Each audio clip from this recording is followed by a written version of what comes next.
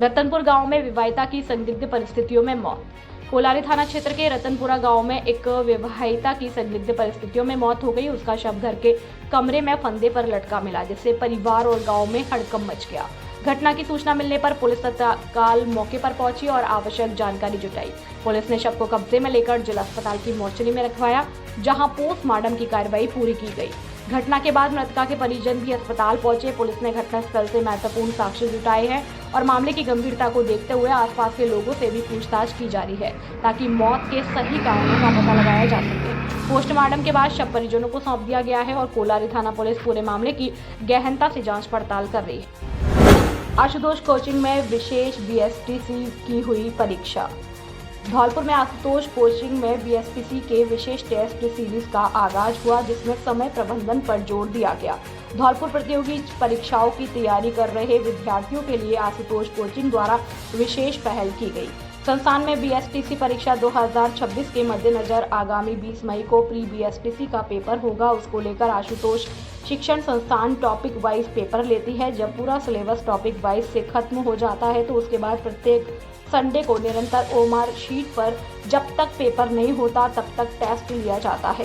संस्थान के निदेशक संजीव बघेल ने बताया कि कोचिंग में केवल कोर्स पूरा करवाने पर ही ध्यान नहीं दिया जाता, बल्कि सिलेबस खत्म होने के बाद भी परीक्षा के दिन तक निरंतर टेस्ट सीरीज जारी रखी जाती है।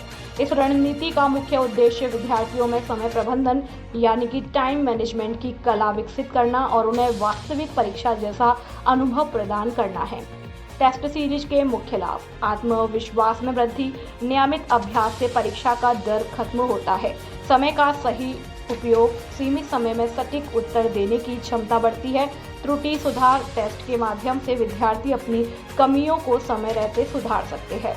धौलपुर से ब्यूरो चीफ सुखदेव कांकोलिया की रिपोर्ट। नमस्कार दोस्तों, आशुतोष कोचिंग पर आज 10 मई 2026 को संडे को आज टेस्ट लिया गया है ओएमआर शीट पर।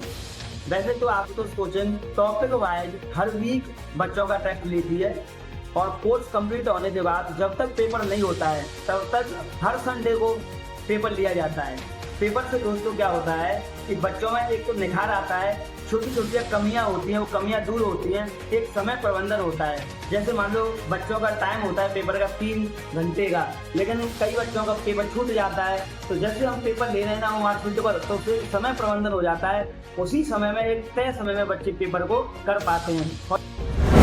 आईएमए ने चिकित्सा सेवाएं बंद करने की चेतावनी दी।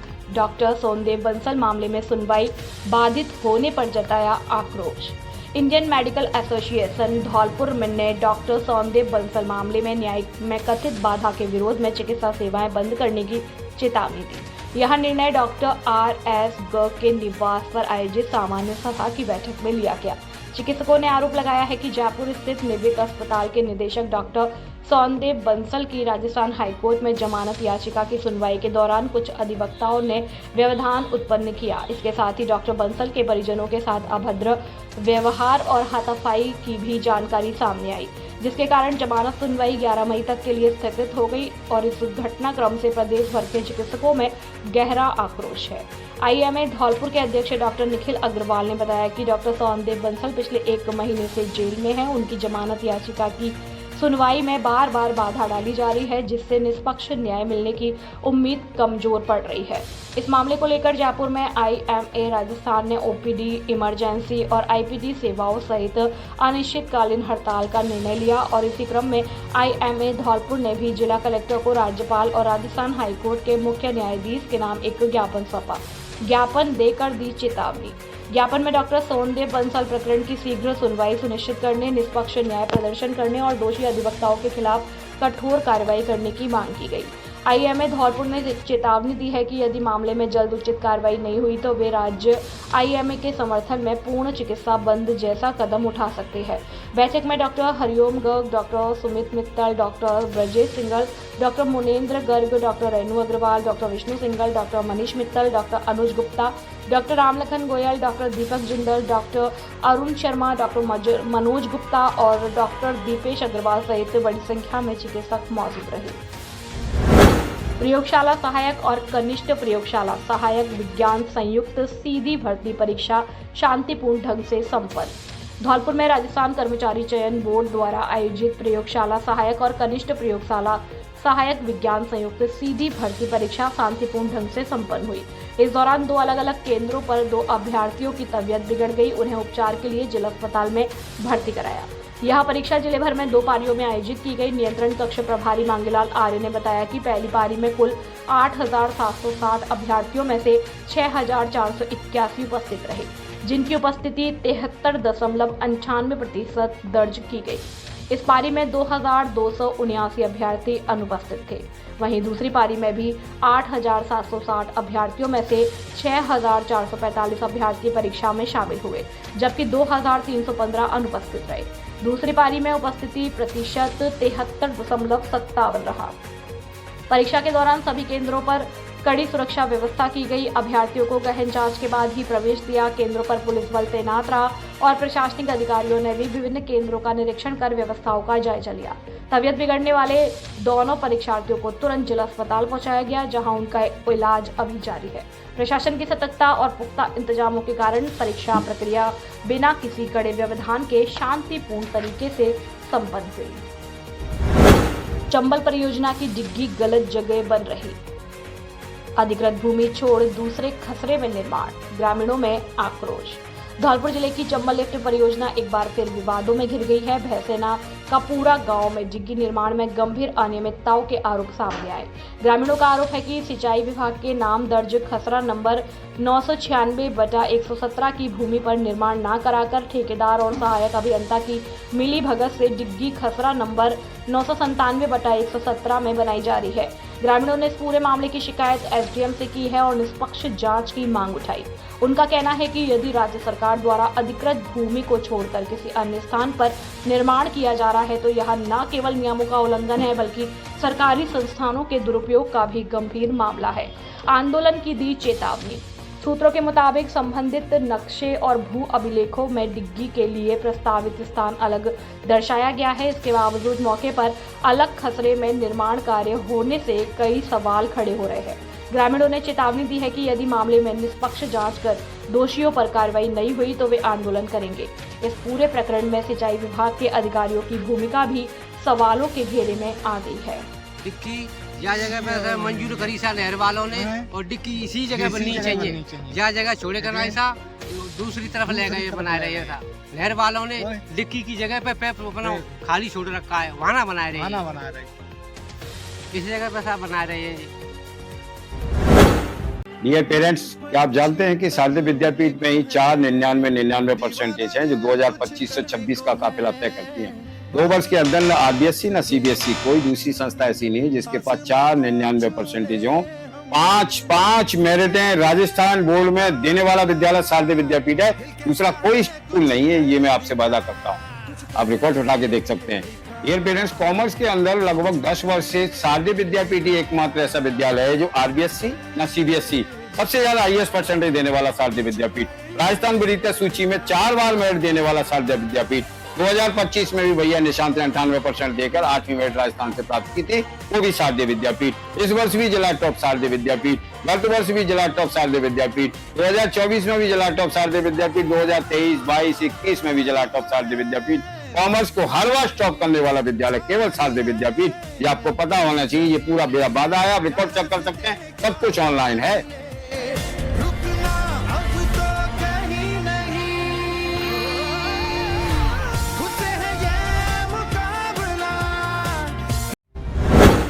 धौलपुर जिले का सर्वश्रेष्ठ परीक्षा परिणाम देने वाला एकमात्र विद्यालय जीएस उच्च माध्यमिक आदर्श विद्या मंदिर सैंपौ हर वर्ष की भांति इस वर्ष भी धौलपुर जिले में लहराया परचम। सत्र 2025-26 के हमारे होनहार छात्र निष्कर्ष जगरिया ने 12वीं विज्ञान वर्ग में 97.63% अंक हासिल करते हुए जिले में अपना दबदबा बनाया और विज्ञान वर्ग में छात्रा शीतल शर्मा ने 96.80%, शिवानी ने 94.60, निकिता कुशवाहा ने 93.80, प्रियंका ने 93.40, मुस्कान ने 93.20, सुषमा ने 93.20, पायल ने 93%, ज्योति ने 92%, कामिनी मल्होत्रा ने 91.60, लवकुश गौड़ ने 91.40, अरुण कुमार ने 90.20%, निखिल कुमार ने 91.20, राधा सिसोदिया 92.40, संदीप कुमार 93%, शिवाकांत 92.7, वंश मोदी 92.60, विवेक कुशवाहा ने 91.40, विपिन कुशवाहा ने 91.60, लवकुश कुमार ने 90.80, सपना ने 92.20 प्राप्त करते हुए धौलपुर जिले में विद्यालय का दबदबा बरकरार रखा। जीएस विद्यालय लगातार 3 वर्ष से जिला टॉपर सूची में स्थान बनाए हुए है। अपने बच्चों के उज्जवल भविष्य के लिए आज ही संपर्क करें। निदेशक राज सिंह परमार, व्यवस्थापक आकाश परमार, मोबाइल नंबर 8233025714 और 9983096434। जल्दी करें। अभिभावकों के लिए बड़ी खबर, बड़ी खबर, बड़ी खबर। Admission open, admission open, admission open. प्रिय अभिभावकों, घंटाघर रोड धौलपुर में स्थित एवीएम कॉन्वेंट स्कूल लेकर आया है आपके बच्चों के उज्जवल भविष्य का सुनहरा अवसर, जहां प्ले ग्रुप से 12th तक साइंस, कॉमर्स, आर्ट्स सभी स्ट्रीम्स में नए सत्र 2026-27 के लिए प्रवेश प्रारंभ हो चुके हैं। हम क्यों हैं सबसे अलग? Concept based learning system, experienced and dedicated teachers, smart classes with digital learning, modern science and computer labs, abacus skill training, तेज दिमाग और बेहतर गणित के लिए, regular tests and performance tracking, personality development and spoken English, sports, cultural and extra activities, safe and reliable transport facility। यहाँ बच्चों का overall development किया जाता है। Education plus discipline plus confidence plus skills. याद रखिए, आज का सही निर्णय आपके बच्चे का उज्जवल भविष्य तय करता है। तो देर किस बात की, आज ही अपने बच्चे का एडमिशन कराइए। AVM convent school, building bright futures for tomorrow. Jaipur क्षेत्र के 2 प्रतिष्ठित शिक्षण संस्थानों में शैक्षणिक सत्र के लिए प्रवेश प्रक्रिया शुरू हो चुकी है। बेहतरीन अनुशासन और गुणवत्तापूर्ण शिक्षा के लिए आज ही संपर्क करें। बालाजी कॉन्वेंट स्कूल, सैंपऊ, अंग्रेजी माध्यम, कक्षाएं पीजी प्ले ग्रुप से 8वीं तक। विशेषता, छोटे बच्चों के सर्वांगीण विकास के लिए आधुनिक शिक्षण पद्धति और पूर्णतः अंग्रेजी वातावरण। और दूसरा, सुबोध शिक्षण संस्थान उच्च माध्यमिक विद्यालय, सैंपऊ, हिंदी और अंग्रेजी माध्यम, कक्षाएं नर्सरी से कक्षा 12वीं तक। उपलब्ध संकाय विज्ञान वर्ग, आर्ट्स, कला वर्ग। हमारी विशेषताएं, अनुभवी शिक्षकों द्वारा अध्यापन और बोर्ड परीक्षाओं में उत्कृष्ट परिणाम का भरोसा। प्रत्येक कमरे में सीसीटीवी कैमरों से निगरानी। जिले की धुरंधर और अनुभवी अध्यापकों द्वारा अध्यापन कार्य। डिजिटल स्मार्ट क्लास और स्मार्ट प्ले ग्रुप की कक्षाएं संचालित है। कमजोर छात्रों के लिए एक्स्ट्रा क्लास की व्यवस्था। बच्चों के लिए खेल मैदान, आरओ वाटर की सुविधा। बच्चों को लाने ले जाने के लिए वाहन सुविधा उपलब्ध है। हमारा पता, धौलपुर रोड, सैंपऊ। डायरेक्टर कमल सिंह परमार, व्यवस्थापक बलराम परमार। अपने बच्चों के उज्जवल भविष्य के लिए आज ही संपर्क करें। मोबाइल नंबर 9024237379 और 9783660704। खुशखबरी, खुशखबरी, खुशखबरी। आपके शहर धौलपुर में खुल चुकी है वैष्णवी ग्लास एंड हार्डवेयर की दुकान, जहां आपको मिलेगा घर, ऑफिस, किचन व अन्य सभी प्रकार का इंटीरियर सामान, जिसमें हमारे यहाँ aluminium, toughen glass, kitchen profile, door, LED mirror, UPVC window भी मिलता है एक ही छत के नीचे। पाएं, क्योंकि अब खुल चुकी है वैष्णवी ग्लास और हार्डवेयर। नॉट हमारे यहाँ aluminium, tiffin glass, kitchen profile door, LED mirror अन्य काम किए जाते हैं। हमारा पता है अवंतीबाई लोधी छात्रावास के पास, Rajakhera road, Dholpur. Mobile number 811353 और 8919691836। हमारे यहाँ पे गिलास, एल्युमिनियम, किचन प्रोफाइल, पूजा मंदिर डोर, बाथरूम गिलास वगैरह टफन का पूरा इंटीरियर का काम किया जाता है। एक ही छत के नीचे वैष्णवी गिलास एंड हार्डवेयर। मदर्स डे पर आरएसी परिसर में बांधे परिंदे। मदर्स डे के अवसर पर न्याय दर्शन संस्था द्वारा डॉक्टर नरेंद्र कुमार शर्मा की प्रेरणा से आरएसी परिसर में पक्षियों के लिए परिंदे बांधने का कार्यक्रम आयोजित किया गया। कार्यक्रम में सहायक कमांडेंट सुरेश सांखला मुख्य अतिथि के रूप में उपस्थित रहे। इस अवसर पर सहायक कमांडेंट सुरेश सांखला ने कहा कि भीषण गर्मी के समय प्रत्येक व्यक्ति को अपने घर और आसपास के छायादार स्थानों पर पक्षियों के लिए परिंदे बांधते रहना चाहिए।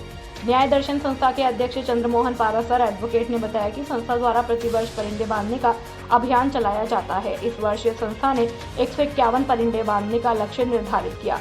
कार्यक्रम में company commander Hari Singh, head constable भगवान दास, शैलेंद्र सिंह, राम अवतार, हीरा बहादुर और राम विलास सहित अन्य लोग उपस्थित रहे। संस्था के सचिव रंजित दिवाकर ने सभी अतिथियों और उपस्थित जनों का आभार व्यक्त किया। मदर्स डे के अवसर पर आरएसी परिसर में परिंदे लगाए गए हैं पक्षियों के लिए। इस काम में न्याय दर्शन संस्था धौलपुर का सहयोग रहा है और आरएसी के जवानों ने भी बढ़ चढ़ के हिस्सा लिया है। पक्षियों के लिए हमें जो ये बेजुबान हैं इनके लिए हमें निरंतर रूप से परिंदे गर्मियों में लगाने चाहिए और इनके दाने चुगने की व्यवस्था करनी चाहिए। 7 दिवसीय भागवत कथा अमृत के समान शास्त्री। पूरन विहार कॉलोनी में चल रही 7 दिवसीय श्रीमद् भागवत कथा के चौथे दिन भागवत आचार्य बनवारी लाल शास्त्री के मुखारबिंद से बताया गया कि वर्तमान में चल रहे कलयुग रूपी समय में 7 दिवसीय श्रीमद् भागवत कथा अमृत के समान है। एवं आचार्य ने भागवत कथा में सुखदेव, परीक्षित और वृंदावन लीला, माखन चोरी अन्य कथाओं का वर्णन किया और इस उपरांत भागवत कथा के परीक्षित दाताराम शर्मा, मीरा देवी के द्वारा भागवत आचार्य और पंडितों का स्वागत सम्मान किया गया। भागवत कथा के समापन होने पर शाम 5 बजे महाआरती के बाद सभी लोगों को प्रसाद का वितरण किया गया। इस मौके पर अजय शर्मा, विजय शर्मा और सैकड़ों भागवत श्रोता मौजूद रहे। धौलपुर से ब्यूरो चीफ सुखदेव कांकोलिया की रिपोर्ट। खबर धौलपुर के बसेड़ी से आ रही है। बसेड़ी के ब्रजफलपुरा में विवाहिता की संदिग्ध परिस्थितियों में मौत हुई है। पियर पक्ष ने लगाया है हत्या का आरोप। बसेड़ी थाना पुलिस कर रही है मामले की जांच। बसेड़ी थाना क्षेत्र के ब्रजफलपुरा गांव में एक विवाहिता की संदिग्ध परिस्थितियों में मौत हो गई है। घटना के बाद परिजन महिला को अचेत अवस्था में बाड़ी अस्पताल लेकर पहुंचे, जहां चिकित्सकों ने उसे मृत घोषित कर दिया।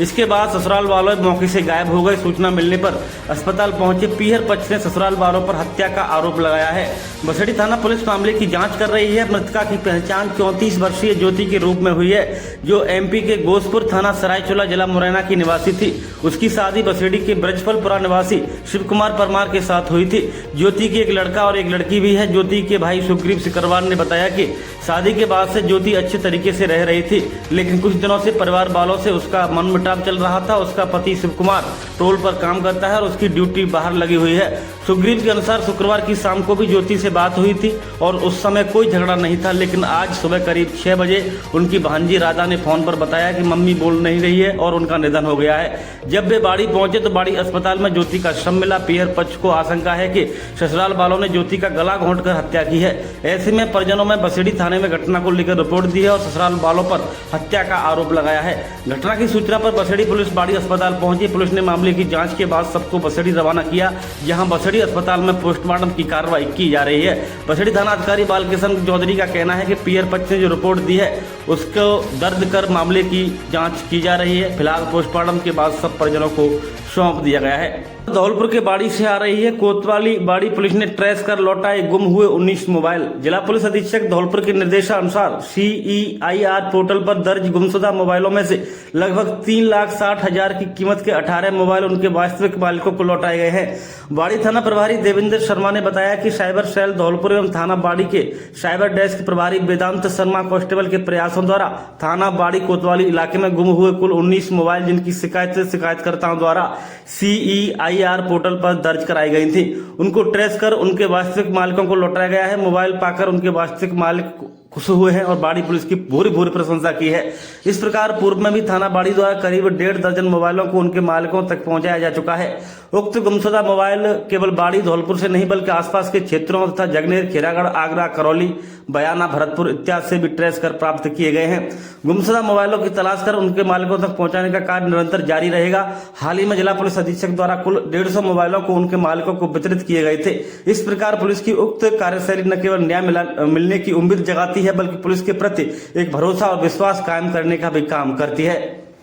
श्रीमान जिला पुलिस अधीक्षक महोदय, जिला धौलपुर के निर्देशानुसार थाना पर पदस्थापित साइबर हेल्प डेस्क जो प्रभारी है कांस्टेबल वेदांत, उनके सहयोग से और साइबर सेल जिला धौलपुर के सहयोग से थाना हाजा इलाके में जो CEIR पोर्टल पर गुमशुदा मोबाइलों की जो रिपोर्ट्स आती है उसके आधार पर हमने करीब 18 मोबाइल ट्रेस करके उन लोगों को जो उनके ऑनर हैं, रियल ऑनर, उनको दिए हैं।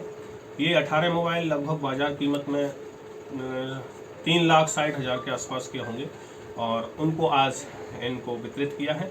तो श्रीमान SP साहब के निर्देशानुसार आज हमने उनके रियल मालिकों को सुपुर्द किया है। ये मोबाइल गुमशुदगी वाले थे, चोरी वाले भी थे, किस तरह के मोबाइल? ये ज़्यादातर मोबाइल गुम हुए हैं। जैसे कोई जा रहा है तो बाजार में कहीं गिर गया, तो इसमें न केवल बाड़ी से, न केवल धौलपुर से बल्कि आगरा से भी मोबाइलों को ट्रेस किया गया है। कुछ भरतपुर से भी, बयाना इत्यादि से भी, जगह जगह अलग अलग डिस्ट्रिक्ट से, इवन अलग राज्यों से भी हमने मोबाइलों को ट्रेस कराया। ये आपको मोबाइल जो मिले हैं ये पहले से शिकायत दर्ज थी वही मिले हैं या आपने मोबाइल प्राप्त करने के बाद मोबाइल धारक को तलाश कराया? नहीं, ऐसा है जो पोर्टल CEIR पोर्टल पर जो गुमशुदगी की दर्ज की जाती है उस पर IMI ट्रेस कराए जाते हैं। यदि कोई दूसरा व्यक्ति उसमें दूसरी सिम चलाता है तो वो ऑटोमेटिकली मैसेज जनरेट होता है और जो साइबर सेल है वहाँ से हमें लोकेशन मिलती है, उसके आधार पर हम इनको रिकवर करते हैं। ये मोबाइल मेरा बस में से गायब हुआ था, बाईपास बाड़ी। कितने दिन पहले? करीब 1.5 महीना हो चुका है और श्री थानेदार जी और पुलिस के काफ़ी प्रयासों से ये प्राप्त हो पाया। इसके लिए बहुत बहुत धन्यवाद थानेदार जी, देव शर्मा जी, बहुत बहुत धन्यवाद। काम है मेरा कहाँ मोबाइल गुम हुआ था? कितना टाइम हो गया? 2 महीने हो गए। फिर आज मोबाइल मिल गया? आज मोबाइल मिल गया। कैसे मिला मोबाइल, कहाँ मिला? मैंने FIR दर्ज कराई थी थाने में ऑनलाइन। उसके बाद उन्होंने आज मुझे फोन किया तो आपका मोबाइल आ गया, आप ले जाओ। ये कहाँ, किस थाने से आपको मोबाइल दिया गया? बाड़ी कोतवाली। कुछ कहना चाहोगे बाड़ी पुलिस के लिए? उनके लिए मेरा मोबाइल दिया, उन्होंने बहुत धन्यवाद।